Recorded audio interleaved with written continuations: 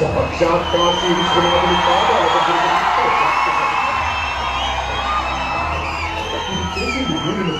పొరపాటు చేశాను. మీ వాళ్ళ మీద మీ ఇంటి మీద దాడి చేయించండి, క్షమించండి.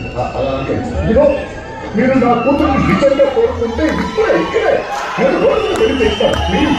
అసలు దాన్ని పెళ్లి చేసుకోవాలని నేను అనుకుంటే దాని ఎవరు నాకు తెలియదు. ఒక అనాథనుడు వచ్చి మట్టి వచ్చేది. ఇంత జరిగాక ఇప్పుడు నేనంటే తనకి ఇష్టం అవుతుంది. తప్పని చెప్పి మీ దగ్గరికి అప్పగించమని తీసుకొస్తున్నాను. మీరంటే తన ఇష్టపడుతుంది కాదు, మీరే కావాలని కోరుకుంటుంది. పెళ్లి చేస్తాను. నన్ను క్షమించని చెనకేశ్వరికి నేను పెళ్లి చేసుకున్నాను.